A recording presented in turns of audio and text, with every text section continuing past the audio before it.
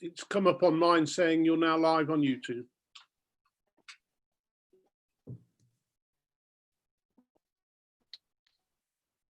If you just give me a moment, Chair, so that I can. And sorry to interject, that happened last night at the Borough Executive, but it actually was not on YouTube for some weird reason. We had to start the meeting again. Yeah, the shadow secretary senior appointments is still live on YouTube, and there's about 10 people in there. Right, we are Chair. live on YouTube. I can see it. Chair, I think we're good to go. So I invite you to formally open the meeting. Okay, thank you very much, Paul. Welcome then to this first meeting of the new Shadow Authority Overview and Scrutiny Committee. Obviously, this is a virtual meeting, and the first thing I'd like to say then, both to members and any members of the public watching, is please be patient if we have problems with either the technology or indeed our own competence in getting used to it. As I've said, this is the very first monthly meeting of the new committee, and the committee is made up of a variety of councillors from across Northamptonshire. We come from different political parties, from different councils, and presumably have different levels of experience and understanding of what a scrutiny committee does. This first meeting is very much an introduction to the new committee and an opportunity, I think, for us to think about and discuss how we will conduct our work in the sort of months ahead. As a brief introduction to myself, to those that don't yet know me, I'm Councillor Mick Scrimshaw and chair of this committee. I'm both a Kettering Borough Councillor and a County Councillor, and at the County Council I chair the Overview and Scrutiny Committee, where the Deputy Chair of this committee, Councillor Victoria Perry, is also one of the deputy chairs.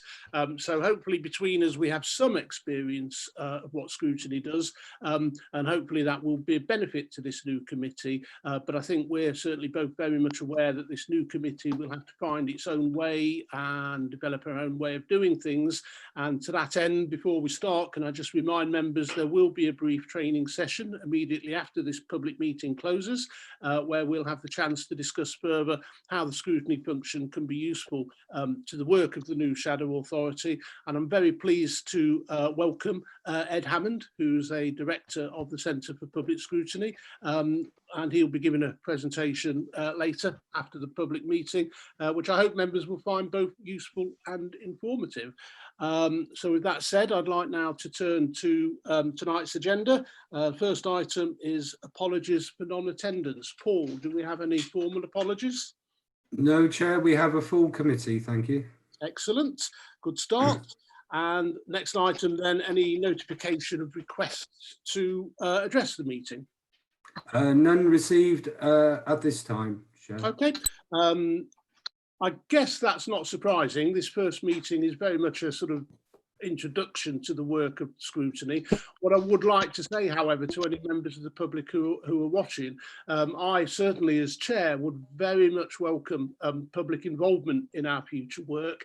And if you sort of follow our future agendas and see anything that you wish to comment on, or any area that you have perhaps a little bit of personal or professional expertise, please do register to speak. I can't guarantee the committee will agree with everything you say, but we'll certainly treat you with respect and offer you a friendly welcome, and certainly I certainly would welcome any public engagement. Item 3 then, members are declaration of interests, if there are any, and remember we don't need to declare which particular councils we're coming from. Okay, I don't see anybody waving, so I'll take that there's no declarations.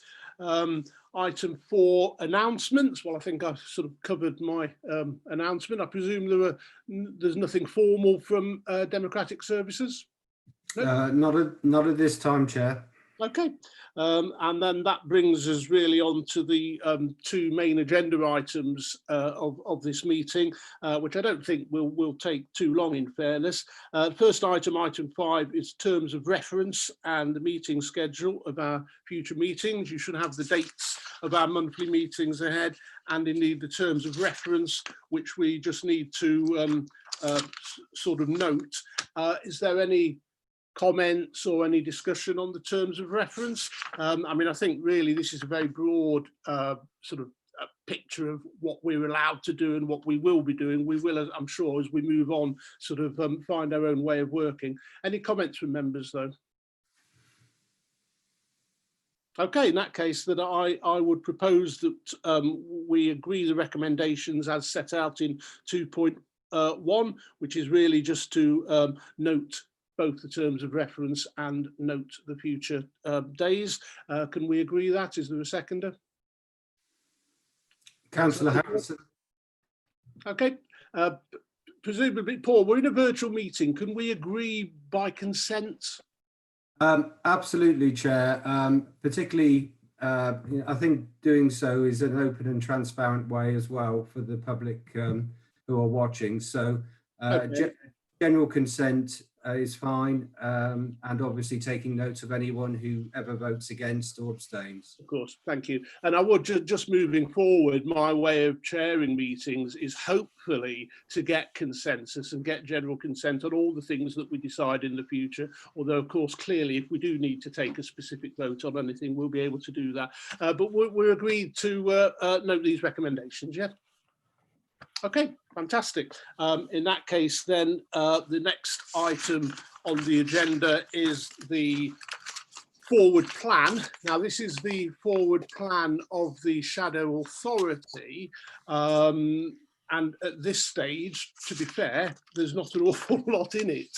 I think ideally what we should be discussing here is our sort of work programme, what we see as our role moving forward.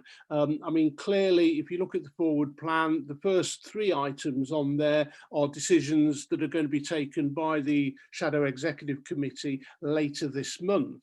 Now, in fairness, I don't believe those 3 items are key decisions for the Shadow Authority. As I understand them, they're really things that are going on mainly at the County Council, I think, but which the Shadow Executive are being asked to sort of comment on or be consulted on.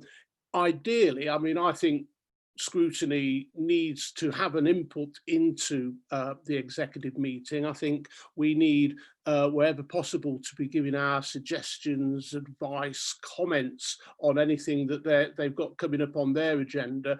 Not to tell them what to do, but hopefully to inform their future discussions and make their future decisions more better, frankly. But I say these aren't key decisions coming up. Is there anything anybody wants to say specifically about the forward plan? We've got into it, and then I would, on the back of that, if you don't mind, I'd like to sort of open a brief discussion on exactly what our work programme and our future working will be. Chair, there's a few hands raised. I'll shout them out in order for you. Thank you. I can't see them, so yes, please. Councillor Hakewell was first. Thank you, Chairman. Just looking at the forward plan, pretty hefty issues, highways, future draft blueprints. I don't actually know what they are, but obviously by the 23rd of July, we're sat on the 9th at county quite often before an executive meeting or a cabinet meeting, as it's described at county. Scrutiny look at what is on the agenda and have some opinions on it. Clearly, there's no time to have a formal meeting, and taking Paul's point in terms of resource, but I think we ought to be setting off, and I'll have more to say later perhaps on what our plan is. Will there be any opportunity between now and the 23rd of July, even informally, to have some cognizance of those 3 items? They're not called key decisions, but clearly will be decisions that will have an impact on us all between now and unitary and beyond. Yeah, no, I totally agree with your general point there, which is, I suppose, what I was trying to talk about earlier, about us having an input to the executive.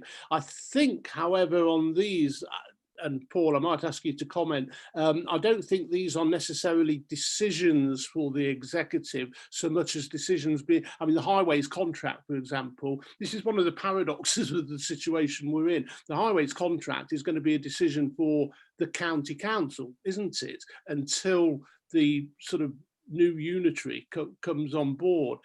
So yeah, the relationship between how the shadow influences or comments on that is an interesting one. I mean, Paul, can you add any light to that? Well, I mean, in terms of those specific items, I may invite your next speaker, the interim head of paid service, Liz Elliott, perhaps to come in, and perhaps Liz can give a bit more detail. I mean, in terms of the program's director's update, that's a monthly update on the work of the project management and also the financial report. But perhaps, Chair, with your permission, you might want to invite Liz to come in and comment. Yeah, thank you, Paul. And yeah, I guess the monthly updates and the programme director are one of the things we can sort of look at after Cabinet, after Executive has met. But Liz, please, yeah, any comments on squaring this circle?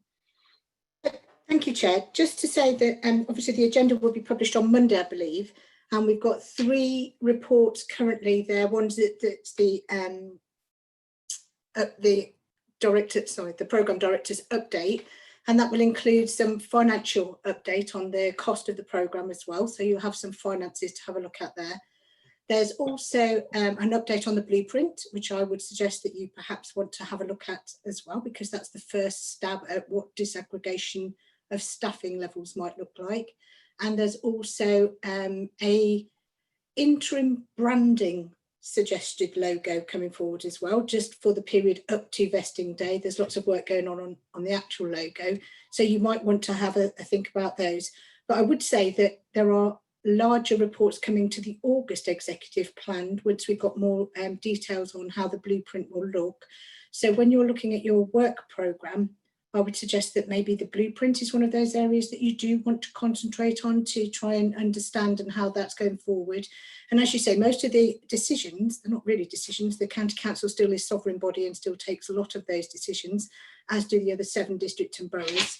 But the shadow authority and the shadow executive is about the implementation of the unitary, and the blueprint and the budget coming forward as well at a later point in the year, I think will be key areas for you to scrutinise. Thank you, Chair. I mean, I certainly agree that the draft budget that will be put forward to the executive is going to be a major piece of work for scrutiny. But just taking your point then, I mean, you mentioned a couple of things that the executive will be deciding on the 23rd, albeit the logo, which might not be the most important one, but let's have a think about that. If this scrutiny committee wanted to influence whatever they're going to decide on that, how can we do that? Because we haven't obviously got at the moment any idea as to what they're going to be talking about. No, well, the papers will be printed on Monday. So this meeting's a slightly mistimed maybe for the printing of the agenda. So you will see those on Monday. And as chair of Overview and Scrutiny, you are allowed to attend the exec committee. So you could take that privilege up and attend the exec committee and put forward your points directly to them. I believe that's right, isn't it, Paul? If you just want to correct me on that, if I've got no, that's correct. Perfectly correct. Just to confirm, the papers will be going out on Wednesday for the North. The West papers go out on the Monday. And then sorry, my apologies. Yeah. Okay. On the Wednesday. Our papers will be very similar to the West's. Okay, so a couple of things come from that. Firstly, the dates that we've just noted for our future meetings, it might be worth checking that they fall in line with future cabinet papers, future executive papers being published beforehand, so we can know in advance. I don't know if that's possible. And secondly, on the use that logo as an example, but it could include other things. As chair of this committee, I can address the executive. What we could do between now and then, once those papers are discussed, is have an internal email discussion between any members that have a view. And it might be that we have to sort of delegate a little bit of power to the chair and deputy chair, depending on what comments are. But in the future, I'd like very much to see these meetings being able to look at what the executive are going to look at. Does that make sense, Paul, Liz? Yes.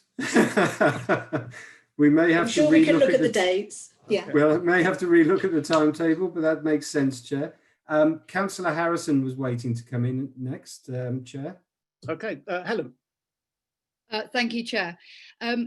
Following on from the conversation we've just had, I'd just like to say that I think that what everybody's trying to drive at, Chair and Councillor Hakewill, is that we need to be able to be looking at these things before decisions are made rather than after. And when I've looked at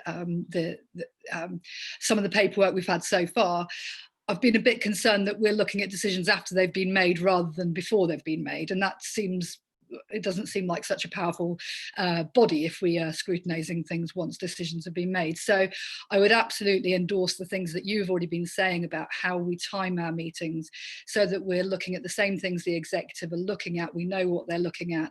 We're able to look at how they're making those decisions, and we're far more informed. So I would absolutely endorse what you've just said, and thank you for bringing that up. And then my second thing I just wanted was a question. I think I know the answer, and I think I'm right. Is the forward plan of decisions published every month? So we have a running publication of decisions that are being made. Yeah. Paul is nodding, so yes is the answer to that. And just to confirm again, I totally agree. We are perfectly allowed to scrutinise decisions the executive have made, but much better to do it before they make them, in case we can help their decision-making process. Otherwise, we're putting the horse before the cart, or whatever the expression is. Okay, Chair, Councillor Pengelly was next, Chair. Mark.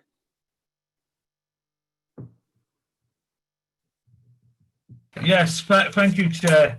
Yeah, couple of things. The forward plan itself, I think there's a big decision in this on highways, and what it says, it may be a renewed contract. How long is that for? Is it going to be a county-wide contract? Because we're going into two authorities. We should be saying that should only be an extension, and we have to make a decision as a unitary on whether we're going to split that or not, because it looks like a lot of things are happening within this unitary are going county-wide. If they're going county-wide, what was the point in us going down this way in the first place? Things like children's social care, adult social care, children's services, adult social care. It becomes a bit of a silly situation, because you just think, why did we go down this way?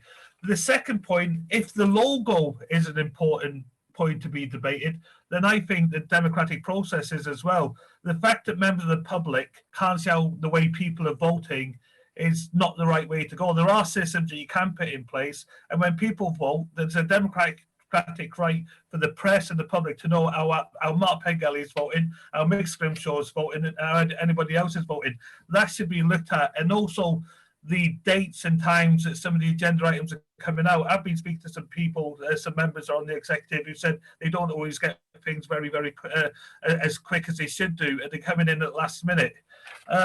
Moving on. Yeah, just talking about the press, and I just think that it'd be nice for something to come out of Northamptonshire Shadow Authority, that what's happening to the BBC, the cuts to regional broadcasting, because it's really important that we get the message out to the press. Jean Addison put something on Facebook last week on how many people really understand what's happening in local government in Northamptonshire. A lot of people don't know what's going on, and we've got to get that message out somewhere, somehow, to let people know that there's big changes going on, and the councils are going to look very, very different in a year's time. So that's all I've got to say now, and thank you. Thank you, Mark. I'm going to bring, if you don't mind, Liz, as the interim chief exec, I'm going to bring you back on that. Starting with the highways, you are absolutely right, Mark. First of all, the county council are going to be deciding who that contract goes to. They're going to be deciding, presumably, and I don't know any more than you do, is it going to be county-wide or is it going to be split in two? But we, as the shadow of the new council, will be picking up the pieces. So again, how do we square that circle? Can we influence the decisions that effectively are being perhaps taken for us or for the new authority? Liz. Just to come back on that then, Chair, I believe that the highways contract is being procured in two lots, one north, one west, and that the highway service, whilst on day one might not totally be disaggregated, it is planned for the highway service to be a north and a west highway service. It is not county-wide. But there are benefits, as you can imagine, in doing one procurement for two lots. And that's the way forward that's being proposed, I believe. So if you've got questions on that, by all means, ask them to the executive. The report will be presented by one of the officers that's got the answers for you. So, you know, the process of asking the questions or going through yourself, Chair, to make your queries known, to ask your questions. Okay. That's the way that we get it sorted out, really. And on this occasion, we've got no option other than to have a sort of discussion between ourselves out of this meeting once those papers are discussed. I guess for me, it's really understanding the process of who's actually making these decisions. I mean, it'll be the county council as the legal body who issues the contract, but clearly the shadow executive need to be involved in that somehow. And I'm just trying to get my head around how that works. But yeah, that's something I can talk to the executive about perhaps. If Indeed, and you're right, that the county council will need to procure that contract, and that contract will novate across to the two new unitaries. We have extended the highways contract already to allow for the procurement, so there isn't any further extension that can be done on the highways contract. Obviously, we are a year later down the line than we thought we would have been on the unitary process anyway. So the highways contract was extended in line with the original timescale, and now we need to do the procurement because we can't extend again, unfortunately. So that's the reason that the procurement's going forward. But as I say, it will be looked at in a north and west two lots, and that was very, you know, the leaders were very clear they wanted two lots, so that's how it's going to be taken forward. But again, as I say, you can make some questions or representations to the executive on that. Absolutely, it's just unfortunate we don't have the details tonight to do it in this sort of public forum, but fine. Sorry, Paul, are there any other speakers? Because yes, there is. Councillor Norman has been waiting to come in. Okay, Councillor Norman. Thank you. When I looked at the programme for July, I have the same concerns as other speakers before me, and especially with regards to highways procurement and county council negotiating the contracts for both authorities. My question is, are North and West, if they are separate contracts, are they interdependent from each other as a contract? And it was my understanding, if there are large contracts of this nature, that the shadow authority negotiates and takes the decisions rather than the sovereign authority. If that applies for a borough council, I would have thought that that would apply to the county council in the same way, and the shadow authority would take over that decision. I'm aware that it will probably, or is, a novated contract, but that doesn't mean that the shadow authority has got no input really, other than taking a decision that the county council has already taken, and it's just handed down the line. And it is absolutely essential that the Overview and Scrutiny Committee has got more influence and sees the documents much earlier. Thank you. Good questions, and I agree with your general point. Liz, can you comment on that? Just to say that the county council is still the sovereign highway authority, and it is them that will make the decision on this. The shadow authority has no decision making other than for the implementation of the two new unitaries. So the contract negotiation is not within the remit of the shadow authority. It is still part of the sovereign authority's powers to do that. And obviously, through the process, the executive committee will be consulted and will be able to review these, but ultimately it is the sovereign body's decision on how the contract is awarded. So just to play devil's advocate for a second, and not necessarily talking about the highways contract, if the county council want to do A and everybody on the shadow wants to do B, there's no direct obligation for the county council to listen at all to the shadow. They can still go ahead and do A. They are a sovereign body and can make sovereign body decisions, yes. Okay, as I said, this is going to be fun the next few months, isn't it? Chair, I'll bring in a new speaker. This Councillor Perry wishes to speak. Chair, Thank you, Chair. Yeah, just Liz, you mentioned that there were some larger reports to come in August, but they're not on the forward plan. So they must already exist. I'm just confused why they're not in the forward plan. They were only decided on yesterday, Councillor Perry. So right. we agreed the agenda for coming forward for August yesterday, and they won't be finalised until very early on in August. So we won't have any reports as such for you to review any earlier than the normal timescale, I'm afraid. Right. Just on the highways contract, it is coming to Cabinet next week at NCC, and anyone from this committee can attend that Cabinet meeting and registers to speak.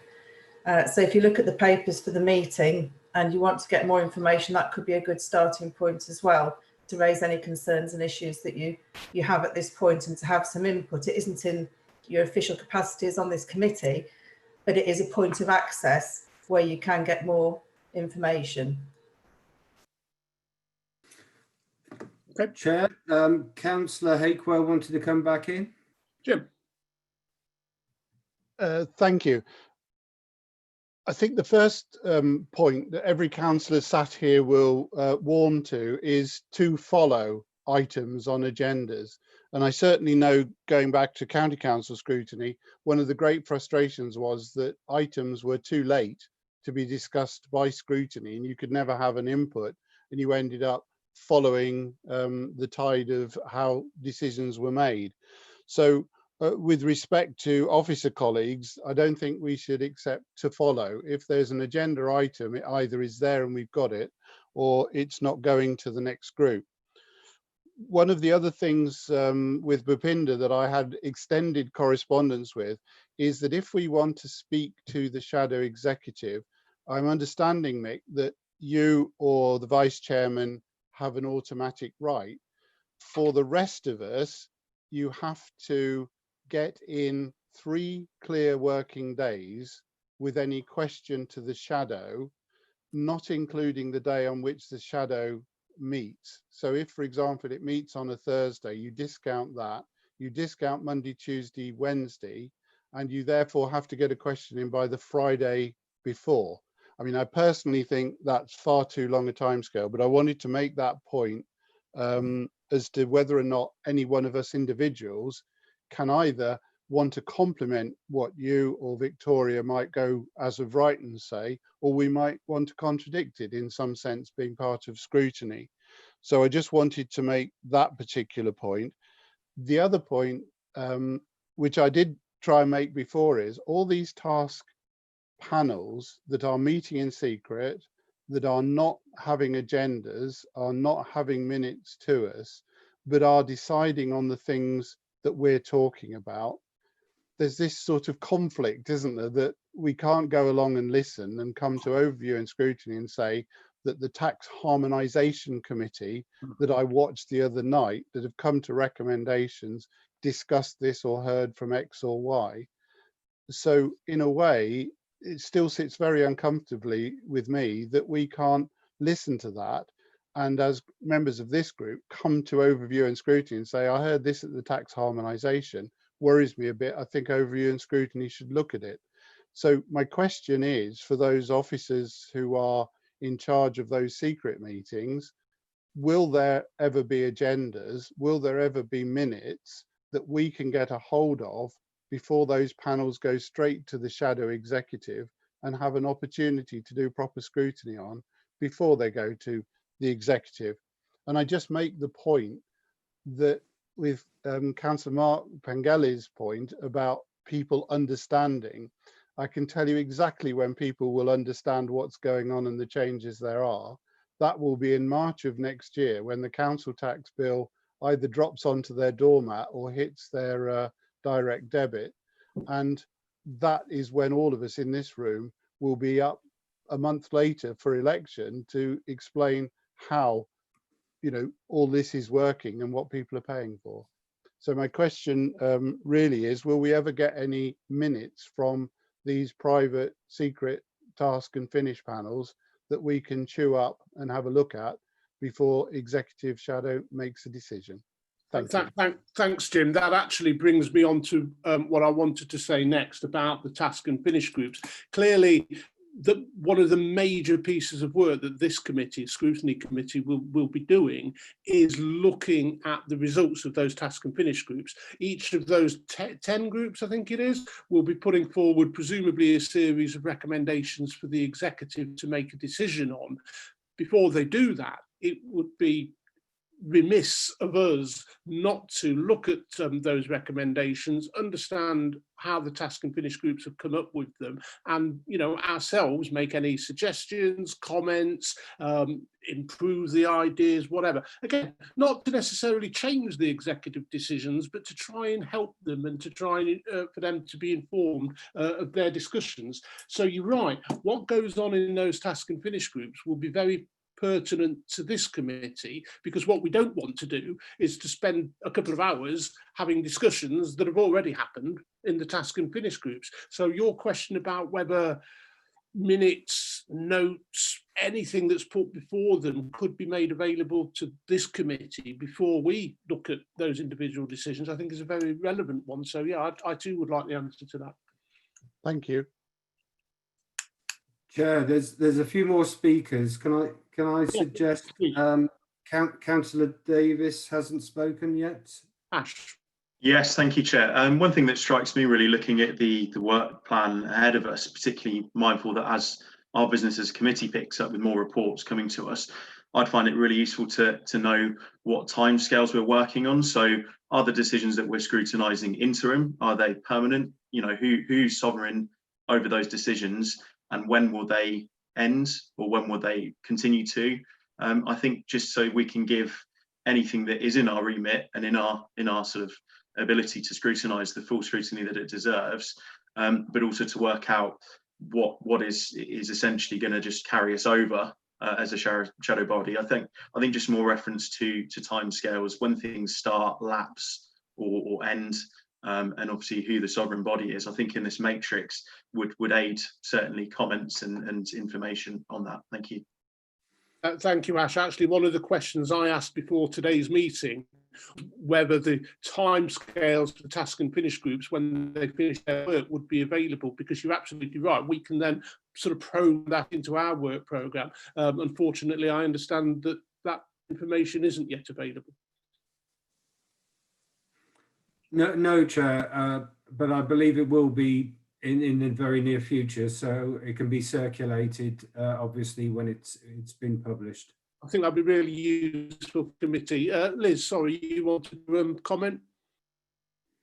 I was just going to say that in the terms of reference for each task and finish group that has already gone to the exec, there were key timelines and key tasks for each group and the timeline that would take. So there is a very broad outline of when tasks will be done. So, for example, council tax harmonisation needs to be finished by the end of July, ready to make a recommendation in August. Similarly, disaggregation needs to be finished by the end of July to make a recommendation in August that will go forward onto the budget group effectively, because some of them actually naturally feed on from each other. You can't set a budget if you don't know what your council tax harmonisation recommendation might be. And just to say that all the recommendations from the task and finish groups will be going to the executive. Doesn't mean that those recommendations are decisions, because the task and finish group are not decision-making bodies, and that the executive will look at those. So if you've scrutinised those beforehand and can add value to the executive's debate, that would be welcome, I'm sure. So we will try to look at how we can get you the information in a timely manner. But as we've already explained to Councillor Hakewell, those notes, etc., are not widely available. But leave that with me about what the Scrutiny committee might be able to access. And it might be that we do a summary for you and present a report to you specifically, rather than giving you all of the information that's task and finished group notes, etc. So I'll take that away as an action to look and consider what you can get in advance. Okay, can I also ask that you perhaps liaise with Paul about the times of these task and finish groups, because you're sort of suggesting there is a broad outline of dates, whereas Paul perhaps wasn't aware of that.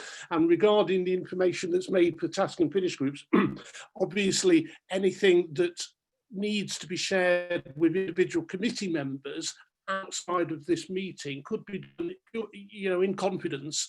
We don't necessarily have to have these documents or some of these discussions brought up at the open meeting, but if we read them or have access to them before we meet, that might help inform our thinking. Okay, Chair. Again, some more speakers. Can I suggest Councillor, I apologise if I say it wrong, Byrne or Bernie? Sorry. Thank you, Councillor Byrne, thank you. I note with interest what has been said regarding highways. I think a poorly procured contract now could obviously have ramifications for us for many years going forward. Is anybody able to tell me what the length of the contract is going to be with highways? Question for Liz, perhaps? I'm just reading the cabinet report. So Councillor Byrne, perhaps I can send, maybe Paul, what we could do is send a link out to the cabinet report that Councillor Perry referred to, and that will give members some information on that prior to the report that we'll get to exec. So I can't tell you right now, Councillor Byrne, I'm terribly sorry, but I will need to read the report quite quickly. But we could probably circulate the link to the CMIS, or you could indeed look yourself on CMIS for the cabinet papers. Okay, thank you. And following on from Councillor Perry's comments, obviously the Cabinet making the decision on the highways contract will be made up presumably of some of the members from Northamptonshire. And I think if any of us have any particularly strong feelings regarding this or worries, we can lobby those members of the Cabinet and speak to them. Thank you, Chair. And we will get the opportunity not only to look obviously at the County Council's cabinet report, but of course, as we were discussing, also the shadow executive report, although again, that's, you know, cart before the horse, or whichever way around it is. Okay, Chair, 3 more speakers. We have Councillor Harrison wishes to come back in. Helen. Yes, thank you, Chair. Yeah, this is something I've brought up with Democratic Services already, and it still hasn't been resolved. And that is the fact that as Shadow Authority members, we still do not have Northamptonshire email addresses, which means that it's not that necessarily that easy for us all to communicate with one another, because, you know, we shouldn't be using each other's other sovereign council email addresses, and at the minute we're all getting stuff through our other sovereign council email addresses, which is not really appropriate. For one thing, it makes people continue to think in my case, an East Northants hat, and that's not what we are. We are now shadow members of the North Northamptonshire Unitary. So I think it's absolutely vital that we get these email addresses. Some people already have them. So for example, the executive and I think some of the officers, but those haven't been given to the rest of us. So, I mean, I can guess roughly what those emails will probably be, but I don't know exactly. So if I want to, you know, get in contact with the leader, I can't do that at the moment. So I think we should have been sent a list of all those email addresses. So basically what I'm saying is we need to be able to communicate with each other much better as a new authority or a new shadow authority. So that was my first thing. And then Liz mentioned CMIS. I don't want to be ignorant, but I have no idea what CMIS is. CMIS is a committee administration software system, and basically it hosts all the agendas and the reports for each of the meetings. But I'll send through the link tomorrow to all of the members of the committee, and then you'll become accustomed to it. it's hosted by our colleagues at the County Council. Yeah, I don't know what CMIS is to, and I'm a county councillor, but they're on the county council website. I apologise, Chair, for my jargon. It's the Committee Management Information System, CMIS, and it's the County Council's portal for access to all agendas and papers, and it also hosts both North and West Shadow Authority meeting papers and agendas as well. Okay, thank you. Coming back, Helen, to your point about email addresses, here we go. How about the first recommendation of this committee to the Shadow Executive? Let's all have Northamptonshire email addresses as soon as possible, please. If people agree with that. Liz, you're going to tell me it's no doubt planned. It is indeed. So what we've got to do is we've got to roll them up. You will appreciate we have 150 councillors in Northants Shadow Authority. Rolling out 150 new email addresses is quite a task. So we've taken it in stages so that the key officers have got a Northants email address. We've got the executive set up with a Northants email address, and it is planned for the rest of you to get them and for us to start to utilise those email addresses as soon as practically possible. So I don't know, Paul, if you've got a timescale for that, but it is definitely planned to happen. It's just a case of capacity and getting the right licenses in place as well for.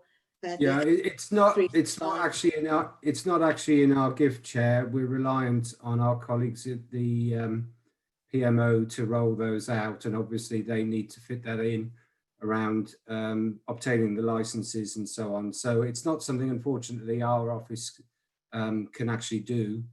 We are dependent. But we can take back to the PMO the expression of this committee that be done as soon as possible. Can I suggest very much that you do so? And if there is a difficulty doing the 100 odd extra ones that haven't yet been done, maybe the Overview and Scrutiny Committee, given that we are a committee, could be done in the first tranche. Yeah, it should be noted they also have to do the Wests, well, roll out the Wests as well. It's not, so there is quite a bit of work there. Councillor, sorry, I've lost track. Councillor Perry wanted to come back in, Chair. Victoria. Thank you, Chair. Just going back to the task and finish groups, which is the work we're going to want to scrutinise, and we have to scrutinise it. And Liz talked about presenting us with reports. So in the first instance, what I'd like to say is there are some people and some councillors that are quite happy to receive quite a lot of information. And whilst I would welcome a précis of the discussions of those committees, I would like to have sight of the actual full transcripts from those meetings, and I can make a decision whether, to what extent and how much detail I go into on that. But I'd like to propose another recommendation, if I may, Chair, that members of the Scrutiny Committee, we need to hit the ground running on everything that we do, and to go into scrutinising these task and finish groups blind is not productive. It's unhelpful. We could end up covering ground that they've already covered, go down the rabbit holes, and we could have a lot of duplication. So my recommendation is that we have access to those task and finish groups in an observer capacity. They will all be done by Zoom, so we can sit in the waiting room with no talking rights. But if we choose to, and we're happy to commit that time, which really would be a credit to us if we are, and it's what we're meant to be doing as elected members, is scrutinising the public person, scrutinising decisions, is I propose that we are allowed access to those meetings in an observer's capacity.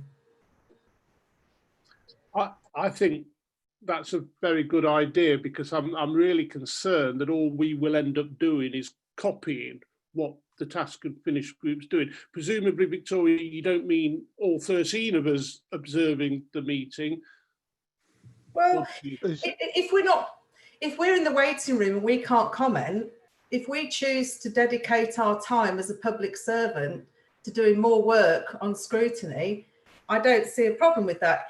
If they had a real issue with it, then yes, we could just nominate one member to observe. But I don't see why they would have a problem with us observing the meeting. I don't, they've got nothing to hide. So All right, that's a proposal then. Through you, Chairman, I'd second that proposal. Absolutely second it. I still believe there is no legal basis for excluding duly elected and bound by the Code of Conduct and Privacy councillors to those meetings. But I would absolutely second Councillor Perry's point that I don't mind sitting and watching and being muted, but the information being conducted there absolutely should inform overview and scrutiny. I tend to agree, and I'm quite happy, depending on the mood of the meeting, I'm quite happy for us to put that formally to the executive that they agree that. I mean, I guess it's down to the chair of the individual task and finish group, but I mean, like, to be fair, like you, I don't think we're all elected members. We should be able to go to any meeting, surely. Any other comments on that particular proposal? There's only one remaining speaker. Councillor Lawman wishes to come back in. I don't know if it was on that point or not, though, Chair. Laura? It wasn't on that point. It was coming back to highways. I hadn't quite appreciated earlier on that the cabinet has already basically taken that decision to extend it to July 2021.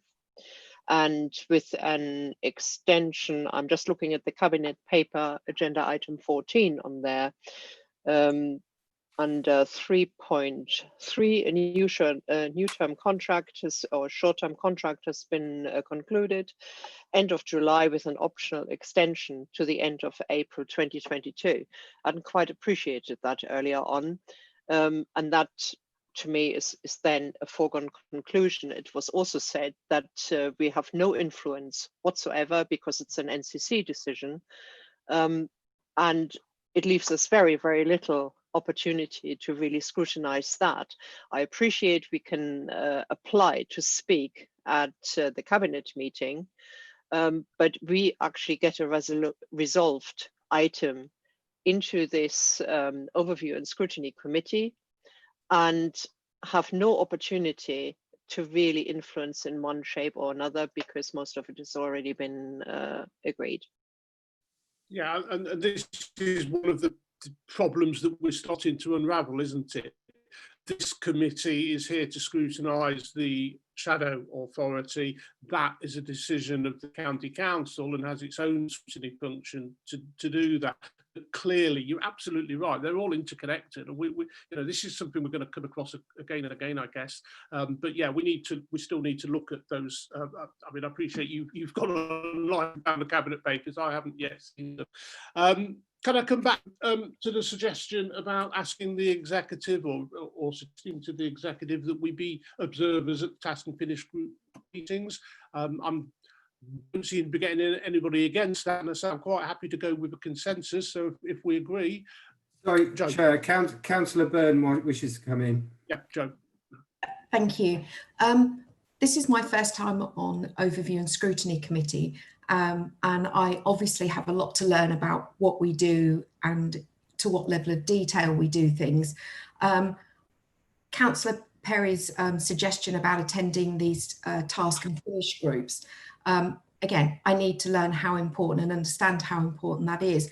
But it does worry me a little bit that we aren't here to micromanage officers or other fellow councillors.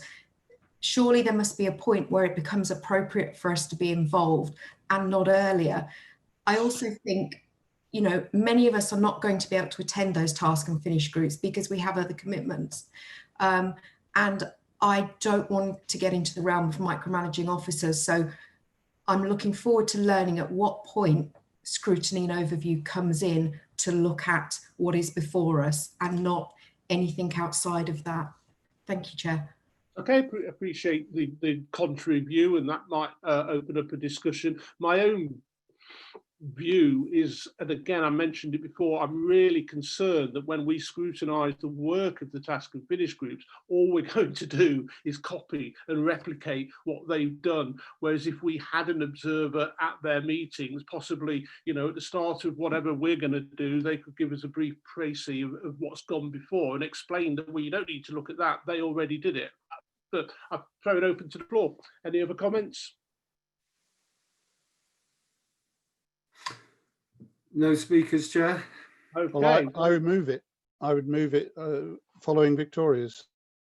Okay. Okay. Well, I mean, yeah, I prefer to do things by consensus, but technically we did have a proposer and a seconder. Can I just say on that, there'd be no pressure on anybody or any expectation to go. It was just it's about being well informed in a time when information's coming out very late and at a very fast rate. Normally we would get papers presented to us in a more timely fashion. We haven't got that luxury, but no one would be criticised if they couldn't go. It would just be a choice thing. And there'd be no micromanaging because we wouldn't be allowed to comment. We would just be informing ourselves. We wouldn't be allowed to pass comments at the task and finish groups. We would just bring that information back. And in terms of scrutiny's depth, Scrutiny can ask whatever it wants to whoever they want if we deem it appropriate. And sometimes that might be quite hands-off, sometimes it might be quite close. But having come through the crisis at the County Council, joining in 2017, then yes, I see that our role is critically important, as would I think most of my colleagues at the county, because we've learnt from experience of not doing it so well or having it blocked. Thank you. Chair, Councillor Henley has got his hand raised. Adam, sorry, I didn't see you. That's fine. I was a late raiser. In terms, I'm happy to support this motion. Just my view is it would be useful, perhaps after this, if we could express to our officers as to which ones we may have a specific interest in attending. There are 10 task and finish groups, and there's 13 of us. What I think would be effective is if we try and avoid having 7 all wanting to turn up at the sexy one. I don't think there is a sexy one, but you never know, there might be one eventually. But we don't want to be a situation whereby we're all in one and there's 4 or 5 being ignored, because the whole scary thing, well, scary is slightly emotive, but you don't want to be in a situation whereby the first time you really hear what's happening in some of these task and finish groups is when they suddenly appear at the shadow executive asking for their approval.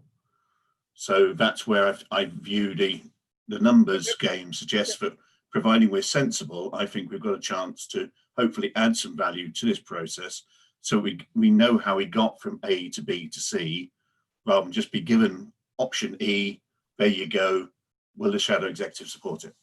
Yeah, I mean, if we get agreement that it were allowed, then I guess, yes, we could sort of either sort of name our own members per committee, or maybe even decide to stay flexible, because depending on people's circumstances, they may be able to do some, not others, or whatever. But first, we need to sort of finalise whether we're moving forward. Liz, you wanted to comment on our debate? I was just going to say there are technically 11 task and finish groups, but 2 are chaired by Tom Partridge Underwood, the civic and the equalities one. So there are 11, although only 10 chairs. Okay, we've had 3 or 4 people speak in favour of Victoria's proposal, one counter view. I guess we are going to have to do something I hate doing and move to a vote. Paul. Chair. Sorry, Chair. Councillor Hakewell wants to come back in. I don't know if it's a new point. Well, it is a new point that if we are recommending this to the next executive, that is the 23rd. I'm aware that these task groups, there's already been several of them. We need a list of when they are and the timings. I don't see any reason, if every one of us wanted to go to every one, as Councillor Perry has already said, we're not going to be contributing, we are simply observing. So, Chairman, I would think that whether this goes to the shadow executive to make a decision on it, surely we can ask for that decision quickly and get a list of when they are and be able to attend them from now on, rather than leaving it 2 weeks when many of these groups who are due to report by the end of July, August will have met. I agree. Perhaps we need to move, simply ask the leader rather than the executive. That way we might get a quicker decision on one way or the other. But first we need to make the decision.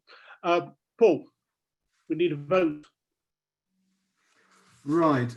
So just to be clear exactly what you're voting on, this is because there's one or two points that have come up during the debate, which I've made note of. But I think the one you're talking about primarily is the request from the Overview and Scrutiny Committee that members of this committee be allowed to act as observers at the task and finish groups which have been established by the Executive Committee. As to how many observers, that's possibly something for discussion outside of the meeting. I think the primary principle you want the Executive Committee to agree on is that members of this committee can have observer status at those task and finish groups. And I hope that will also send a message to the executive and others that this committee is willing to take its responsibilities seriously. But yes, that's exactly as I saw it. Right. In the spirit of openness, Chair, I think we decided there would be we wouldn't use electronic polling. So yeah, then. Well, you're the chair. You called it. You called. Careful, Joe. All those in favour of the proposal from Victoria. Oh, okay, and I'm trying to see if that is ever. Was there anybody against? I think it perhaps was unanimous. Councillor Hakewell, I don't think you were against. Yeah. Yeah, So. Okay, Chair. For, yes? Yes. Okay, thank you. So there you go. We've done something. Good start, guys. I think that sort of pretty much covers. I mean, we've certainly covered the agenda item, which was the forward plan. But I think we've had a pretty useful discussion on how we are going to operate and how we see things in the future. Clearly, we want to get our meetings to coincide with what the executive are going to be discussing, so we can add to their information. We want, as we've just discussed, very much so to understand what the task and finish groups are doing, so when they finish their deliberations, we get to see their final comments and recommendations before they go to the executive. And again, Liz, Paul, we need to try and work out a timetable, a timescale of when that's happening. That's probably a good start. I mean, hopefully for the next meeting, we'll be able to actually do some scrutiny. And depending on what's happening, you probably need to leave Victoria and myself sort of chair and deputy to see what's coming up maybe at the next executive meeting or whatever, to sort of finalise our agenda for the next meeting. Any comments? Fantastic. No hands raised. Oh, sorry. No hands raised, Chair. No, I think we've. Oh, sorry. Councillor Hakewell wishes to come in, Chair. Sorry, just picking up that last point. If we are thinking of setting up task and finish groups as part of what we do we not need to get that into an agenda and have some thought about that? I'm all the time thinking of the timescale between now and when we conclude, that if we wait until the next meeting to have task and finish groups, we'll have to approve it then and then go on to the next one. Just wondering if that's a relevance. And a completely random question is, with our existing councils, we can look at invoices above £500 paid by each of the counties or the boroughs and districts. Just for Liz, is there any place where the money which is being spent on our services and the other aspects of going towards unitary, we can see where invoices paid over 500 are to consultants and all sorts of other people? Because I'm not sure whether that does exist, but I think it should. Do you want me to just come back on that? I can take that forward for you, but as we aren't an official council, we don't have that status yet. We don't have any bank accounts or any AP or anything like that, so we don't pay anything ourselves. It's all done through either the county council or Daventry District Council as banker for us. So it would go through Daventry District or on the county council's the transactions downloads that they've got. So it is out there in the public domain. You just need to know where to look. But what I can do is I can ask Audra Statham, who's the finance lead, and perhaps Glenn might take this forward with her, is just to be asking where the transparency is on the transactions of the cost of the unitary. So we've got the finance update coming to the exec. That may be one of the questions that you want to ask of Audra, if somebody wanted to ask that. However, I'm sure Glenn can take it away and find out an answer for us and give us a heads up as to where they are. We won't be able to tell you exactly where they are. It'll be the same as any other sovereign council. You'll have to trawl through the transactions to find the ones you want, but we can tell you where they are on the websites. Thank you. It's usually quite illuminating to look at those. Thank you. Chair, I think Councillor Pengelly wishes to come in. Okay, Mark.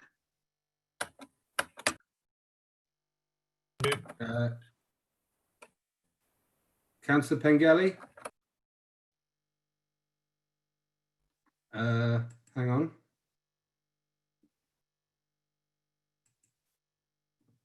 I think you keep turning on and off.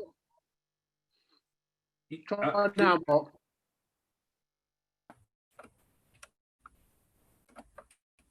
Councillor Pengelly?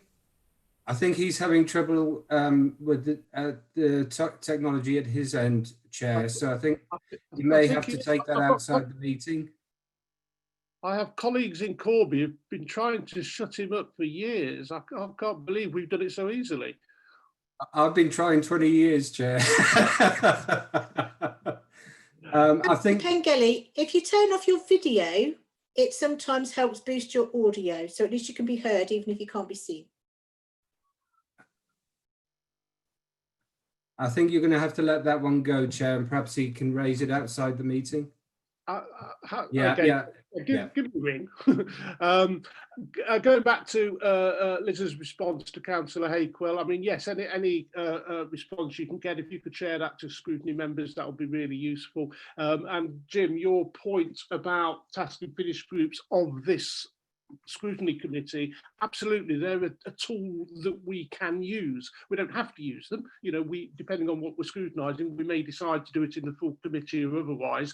I think though it's difficult to plan that in advance without yet knowing what the sort of work programme is going to look like. And following the discussion today, I'm hoping officers will take away some of our comments, and at our next meeting we will not only be able to scrutinise something, but also have a better idea of what the work programme will look like in the future.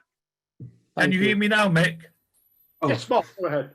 Yeah, thank you, Liz. I did what you said. And 25 years, not 20 years, I've been trying to shut me up for. What we've learned tonight is about the highways procurement contract that's coming forward. Is there any other big spends that County Council will be making decisions on that will have an effect on the unitary in the future that are coming forward, that will also have an effect on our budget? If there is, would it be worthwhile to get a list of that so we can understand what big contracts we as a new unitary are going to be stuck with in the future? And you don't need an answer tonight, Liz, if you could get that to us over the next few weeks. Thank you. Okay, but that valid question. I mean, it is going to be complicated between the shadow and the sovereign councils, and certainly with the county council, there's some big figures involved. So yeah, that would be useful. Liz, you wanted to comment? Just to say that at the last exec, I think it was the last exec, the assets paper, that was about procurement as well. So if there were any large contracts over 100,000, then they have to come via the exec. They don't necessarily have to come before they're made, because as I've said before, sovereign bodies can make sovereign body decisions. But there is a protocol for all of those to be reported via the exec committee. So you will be cited on those as part of the papers for exec committees going forward. Although if I remember correctly, that's only items that are not currently in the Sovereign Council's existing budgets. That's right. So, and on the procurement side, if there were any large procurements coming forward, then clearly County Council would have that responsibility, as would any other of the district and boroughs, to continue with those procurements. But we would start to see that discussion at perhaps part of the project work streams around procurement in those, so to be aware of them. The main one, I guess you'll be aware of, is the Children's Trust. So that will be a very large contract and a very difficult contract. And it's one that I am very close to as the SRO for Children's Services in the programme. So that is a very difficult contract. But again, that will be between the Children's Trust, the County Council and the Department for Education. So there isn't a lot of influence, if any at all, that the unitaries can have on that one. And that is the major procurement coming up. It certainly is, although I suspect we will still wish to discuss it in some form or another, simply because of the importance of it. Okay, and just going back to the highways contract, remember we did say we would have, and I'll maybe try and kick start this, I don't know, some sort of internal email discussion with us in case you want Scrutiny to make any comments to the shadow executive on the 20th. We'll kick start that. All I can say now is thank you very much for attending. I'm hoping that was a really useful first meeting. I didn't expect much to come out of this first one, but I'm hoping that we now at least have some sort of ideas ourselves how we're going to move forward.